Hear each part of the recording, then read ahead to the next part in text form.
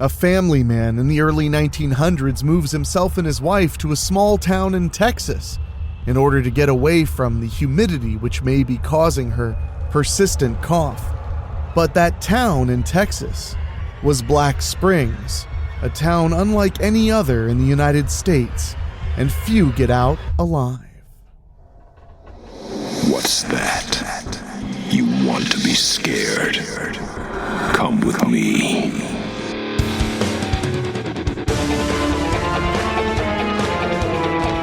You will experience tales of horror, ghosts, and death. It is not recommended for the weak at heart.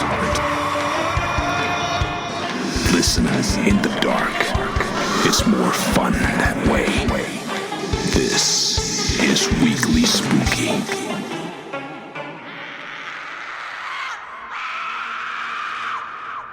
Hello, my spookies. It's Wednesday, and you know what that means. It's time for a little spooky in your weekly.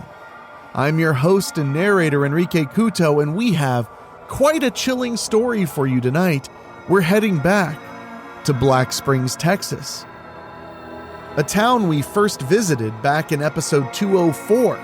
If you want to go back and check it out, you don't have to listen to episode 204 for this to make sense, but it does expand on the mythology of Black Springs.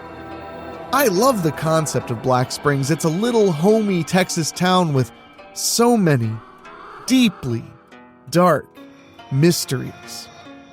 And this episode brings out some pretty intense ones.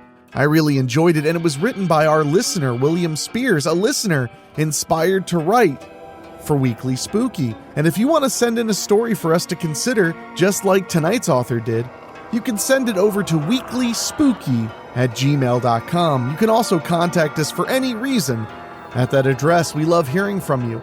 And hey, real quick, make sure you're subscribed on your favorite podcasting app, and why not leave us a 5-star rating, whether on Spotify or Apple Podcasts.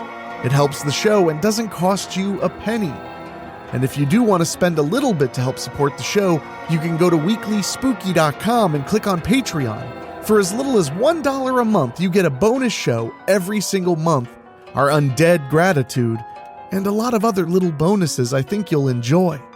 We also have a store at weeklyspooky.com where you can get all kinds of fun wearables, coffee mugs, and so much more. So there are lots of ways to support us, but the number one way to support us is what you're doing right now, and that is tuning in to a scary story with me.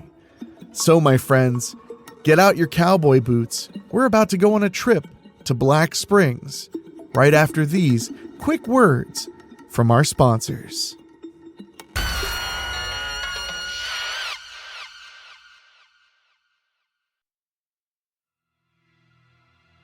Horror at the Hexagon House Inn by Bill Spears.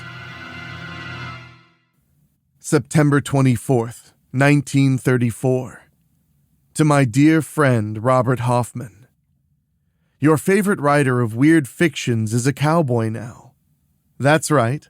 I, Henry Noble, and my lovely wife Victoria have moved from the great city of Chicago to an up-and-coming Texas town called Black Springs.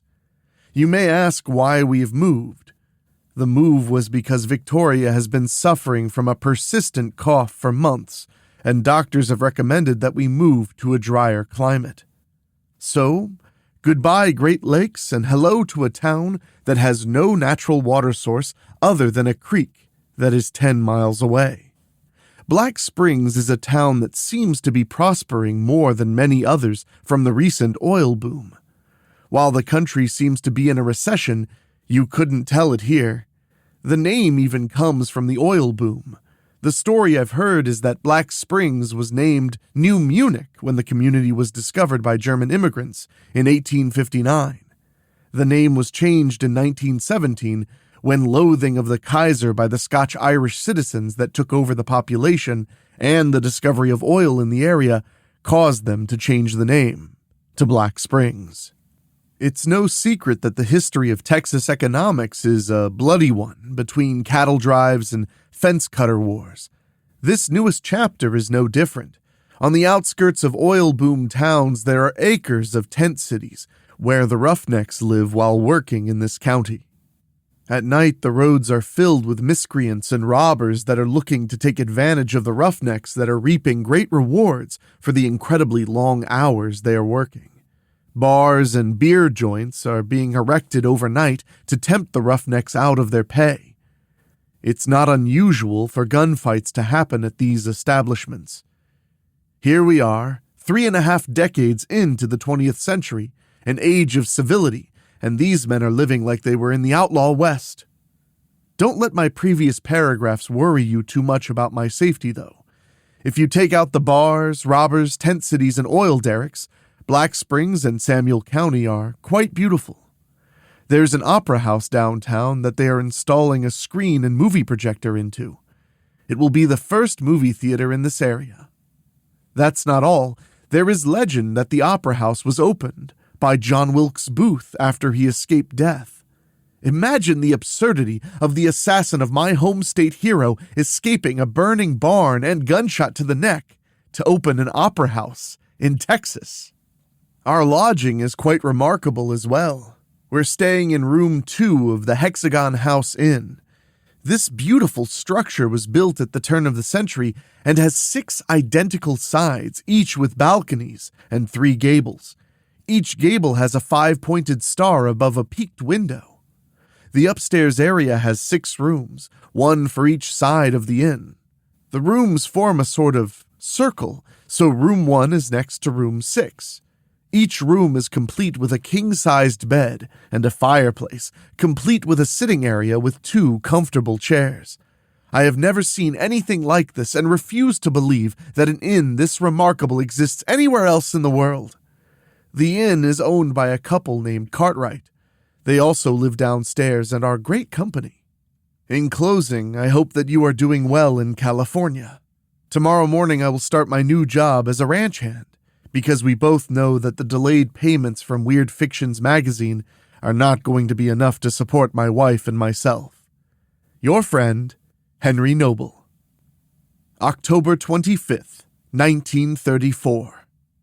Dear Robert Hoffman, I'm glad to hear that all is well with you, and I did enjoy your story that was published in the last issue of Weird Fictions. The owner of the local pharmacy was kind enough to stock the magazine when I requested it. It turns out that it is quite the seller with the roughnecks that frequent the store for Benzedrine and sleeping pills. I'm honestly surprised these Scotch-Irish barbarians know how to read. They have finished installing the screen and the projector in the opera house, and it is now officially a movie theater. This weekend, for Halloween, the new Universal Pictures movie, The Black Cat, will be showing. It's based on the Edgar Allan Poe story. I hope the opera house isn't truly haunted by John Wilkes Booth. He might decide to shoot me, confusing me with another Republican from Illinois. My new job as a ranch hand on the Thalia Ranch is going well enough, but I fear that I am not entirely cut out for the work. It is hard labor and long hours. I have never ridden a horse before, so the experience I have to offer is limited. I feel like a burden because the other hands are constantly having to stop to teach me things that seem to come naturally to most people born down here. My writing has been suffering because I have hardly any time to devote to it. Working in the oil field is not a suitable alternative. Perhaps I can take up work as a soda jerk for the local drugstore. Victoria is ever supportive of whatever I wish to do. She received an inheritance years ago, and it helps us greatly. Thank you for asking about Victoria's cough. It has gotten so much better since we've moved to Texas. It has virtually disappeared in the past month. Speaking of Victoria, I do understand that this letter will find its way to you sometime after Halloween, but I have a great ghost story to share with you that involves Victoria. It's not a Weird Fictions yarn either. It's a real ghost story. For the past 2 weeks, I've woken up in the middle of the night, and Victoria was not in bed with me. For the first few nights, I went back to sleep and paid her absence no mind, and returned to my slumber. On the 4th or 5th night, however, I let my curiosity get the best of me and began looking for her. I would find Victoria in room 4 of the inn. The room is currently unoccupied, as Victoria and I are the only lodgers at the moment. Victoria is spending these nights in room 4, sitting by the fire talking. The chair she's been sitting in has its back to the door, so she hasn't seen me standing there. There was no indication of who she had been talking to, though. The other chair was completely empty. It's like she was talking to herself, but that is an impossibility because she has been slipping into speaking German at times. I have never known Victoria to speak any other language. Last Sunday morning over breakfast, I asked Victoria about her fireside chats. She said she has no memory of what I'm talking about. She's firmly convinced that she's sleeping through the night. She even went as far as to tell me that the past few weeks were the best she's slept in years and only knows of going to sleep and waking up. Then I mentioned to her that I heard her speak in German. Victoria replied, "I don't even know German," in a laugh, as if I were making the whole thing up as a joke on her.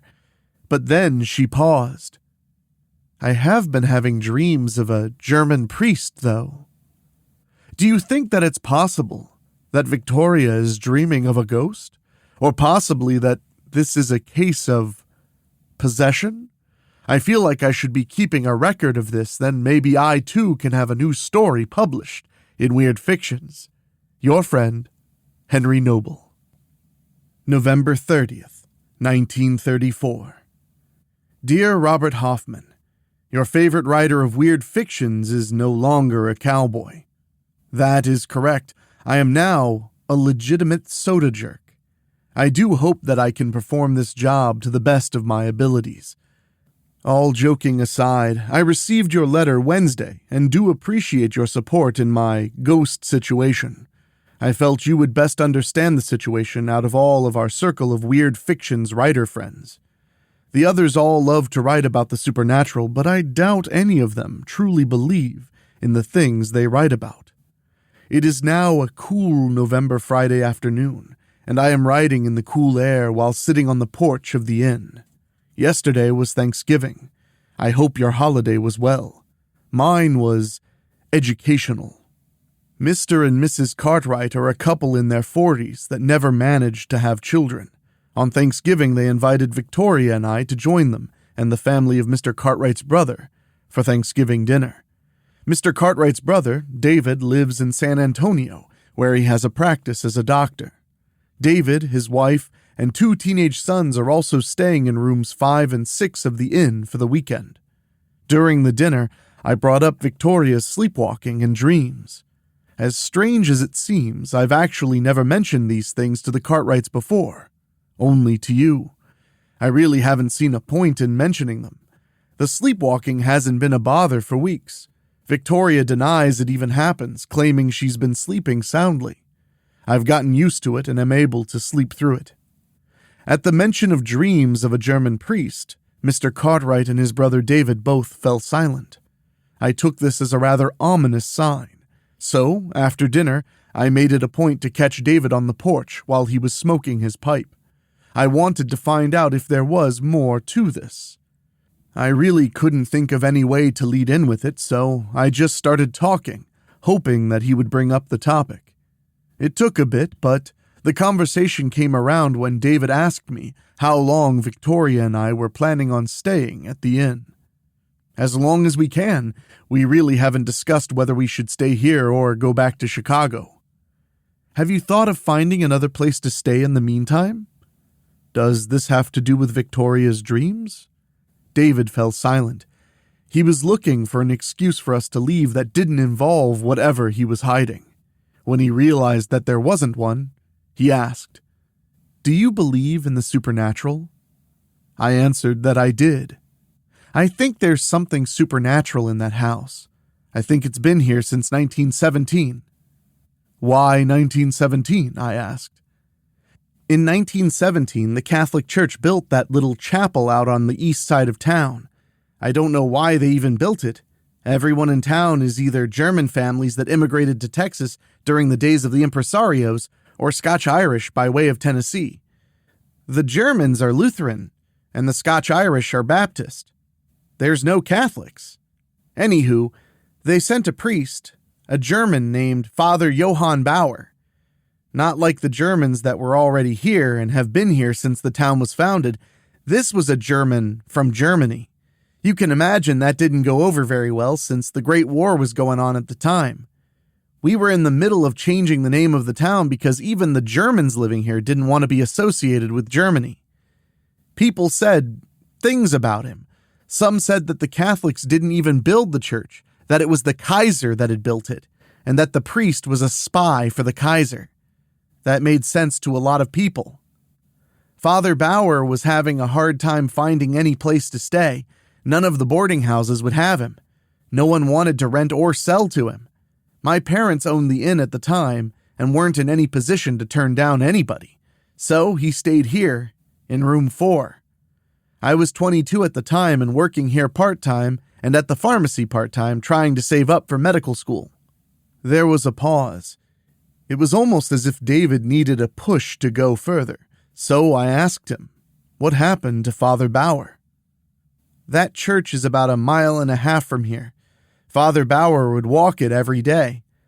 I still don't see why. No one else was setting foot in the place. But he walked there every morning and then back here every evening. One morning he left for the church, but didn't come back that evening. He just disappeared? I asked. In a town this small, nobody just disappears. You hear talk about what happened to people. What talk did you hear about what happened to Father Bauer? He was lynched. You mean he was hanged? I was disgusted. I had heard stories of people being hanged here in the South, but the tales I'd heard usually involved the person being hanged also being accused of horrible crimes. I couldn't imagine someone being hung over paranoid rumors. Not all lynchings are hangings, David continued. In Father Bauer's case, he was tarred and feathered. I have lived my entire life in Chicago where the police handle matters. Lynchings of any sort are not common. I was trying to imagine someone being tarred and feathered. I had always heard of this as a metaphor for humiliation, not a lynching. David saw the confusion in my face and began to explain.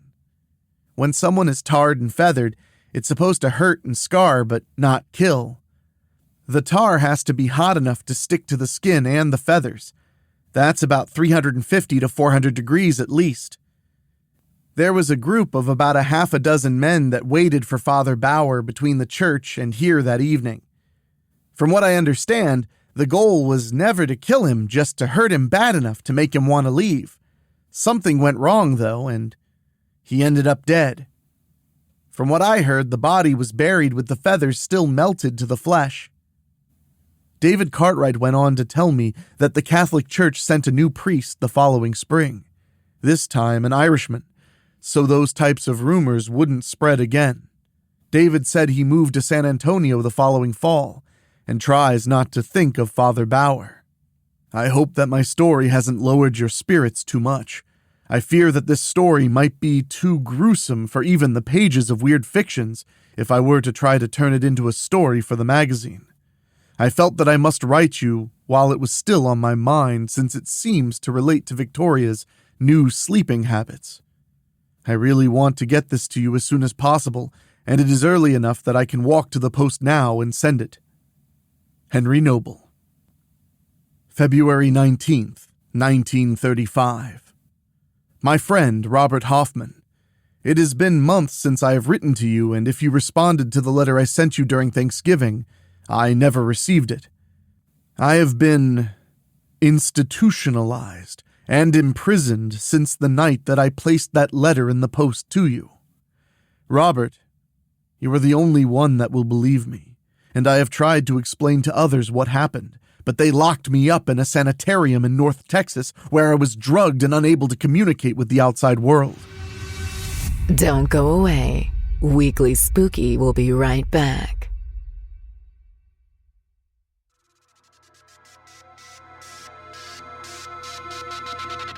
I spent months in that dreaded place, surrounded by people who couldn't even form a sentence, Screams of the mad filled the hallways at night.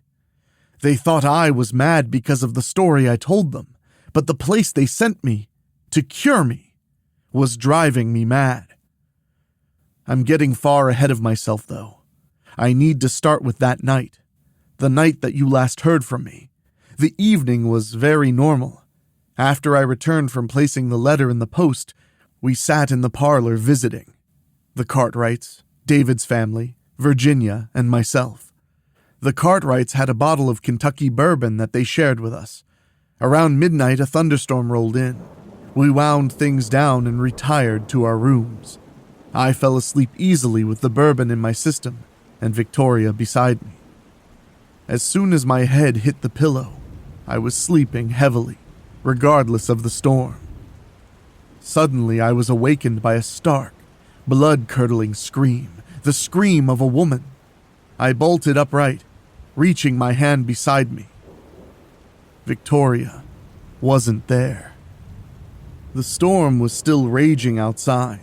I got to my feet and rushed to the door, reaching for the electric switch next to it. I flipped the switch up, then down, then up again. But there was nothing. The storm had knocked out the electricity. I rushed back to bed with only the flashes of lightning to guide me. There was a kerosene lamp and a box of matches on the bedside table. I was so shaken by the scream and Victoria missing that I had trouble striking the matches. It took me 5 matches before I was able to keep one lit long enough to light the lamp. I then returned to the door and took a deep breath to steady myself before I pulled the door open. The light of the lamp could only illuminate so far, so I stepped out of the room. I was still at a loss of who made the scream or what caused them to make it. My intentions were to make it to rooms 6 and 5 to check on David Cartwright's family. I knocked on the door of room 6 where the teenage sons of David were staying. I knocked on the door, and it creaked open. I called into the room. "Hello!" There was no answer. I put my hand with the lamp into the room and followed it with my head. My dear friend Robert, I wish I could forget the sight I saw, but it will haunt me till the day I die. The bodies of the 2 teenage boys were laid on the floor at the foot of the bed, one on top of the other. The foreheads of each of them split open, as if by an axe. There were 2 streaks of blood running from the bed to the bodies. They were killed, then dragged to the floor. I gasped. This was a horrific scene, but it couldn't have been the source of the scream that I heard. It was a woman's scream. I mustered up courage to get past what I had seen and continued to room 5. Once again, I knocked and the door creaked open. I repeated the entry I used in room 6 with the lamp entering the room before me. The sight of David Cartwright and his wife was even more startling to me than the sight of their sons. David was lying face down on the bed with large cuts all over him. He must have been attacked by the same axe that his sons were. He never stood a chance. He was probably dead before he could even wake up. His right arm was either under him or missing altogether. I couldn't bring myself to approach him to find out. I couldn't see David's wife until I moved the lamp to explore more of the room. There she was, bent over the chair, her back up in the air and the axe still in her, the handle pointing straight up. I gasped again, this time almost dropping the lamp. I turned and ran to the staircase. It crossed my mind to see if Victoria was in room 4, but the thought of finding her butchered by the axe in there was simply too much to bear, so instead I ran down the stairs. When I was halfway down the staircase, there was a lightning flash that revealed the contents of the foyer to me. It was the bodies of the Cartwrights, lying on the floor with Victoria above Mrs. Cartwright, a knife in her raised hand. Her back was turned to me. In that split second, I saw the hand come down. Then it was dark again, before I saw her plunge the knife into the chest of Mrs. Cartwright. This sight was too much, and I succeeded in dropping the lamp this time. It shattered and the kerosene splashed onto the steps. The open flame of the lamp caught the spreading kerosene and ignited. Victoria turned around, then ran towards me with the knife in her hand. In a lightning flash, her face changed from my Victoria to a man with a disfigured face.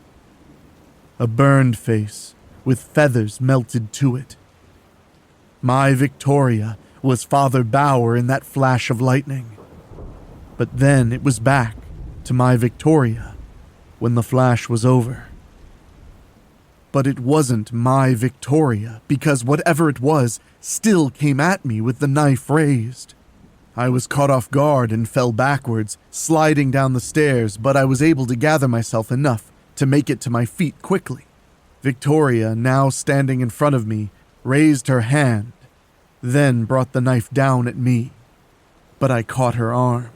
The fire was beginning to build on the staircase above us, but Victoria was too concerned with stabbing, and I too concerned with us surviving, for either of us to notice. She spoke. It was not Victoria's voice, though. It was the voice of a demon, and it will haunt me until the day I die. The words that came from her made no sense. "Eldrakoth sees you!" The struggle took all of my strength, but I was able to push her to the side, into where the flames had spread. As her nightgown caught fire, I ran for the front door and escaped the house. I can only imagine Victoria's fate, being left in the house as it burned.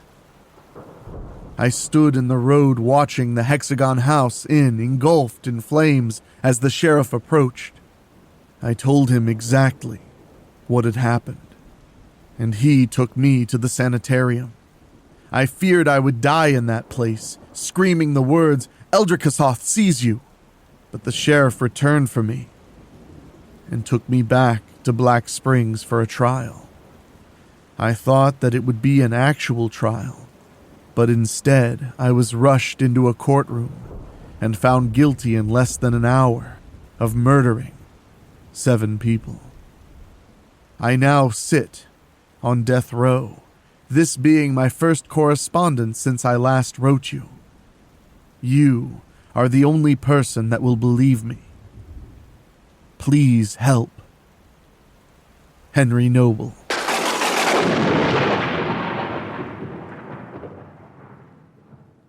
Man, my spookies, I cannot lie. I love these Black Springs stories. They just pull me in so intensely. And I really did enjoy doing a narration that was kind of a old-style voiceover. I enjoyed it, and I hope you did too, and I hope William Spears, if you're listening to this right now, I hope you create a lot more Black Springs for us to enjoy here at Weekly Spooky. We've even had comments about it on our Apple Podcast reviews. People love the Black Springs. I also want to give you a quick reminder that Cryptmas is just around the corner. In December, we'll be having multiple bonus shows, bonus compilations, tons of chilling content to make sure your holiday is the proper amount of spooky and cheery. Because as you probably know, Christmas is the second scariest holiday of the year, right after the Big H. And I want to say a humongous thank you to our Patreon backers who help make this show happen every single month. There are 88 of you right now, and I would love to see us finally break 100 this year. So if you want to check it out, go to weeklyspooky.com and click on Patreon. And speaking of, I want to say an extra special thank you to our Patreon podcast boosters. These are folks who pay just a little bit more to hear their names on the show. And they are Johnny Nix, Bobbletopia.com, Megan Hua, Julia Kirsch, Brent McCullough, Steve King, Karen Weemet, Jack Kerr, and Craig Cohen. Thank you all so much, and if you want to join that list, just go to weeklyspooky.com, click on Patreon, and select anything at $15 or higher in your tiers. We deeply appreciate it, and we love what we do here at Weekly Spooky, so any support makes a huge difference to us. So hey, maybe share the show with a friend. Well, anyway, my friends, I need to get out of here and get back to work because we have something very special coming up very soon. So for myself, for my executive producer Rob Fields, my producer Dan Wilder, and our composer Ray Mattis, I will talk at you next time. And maybe I'll start spilling some details on a new podcast I'm getting ready to launch. Ooh, how mysterious. Till next time. Thank you for listening. Make sure to find your way back next week. But for now, you are safe. Trust me.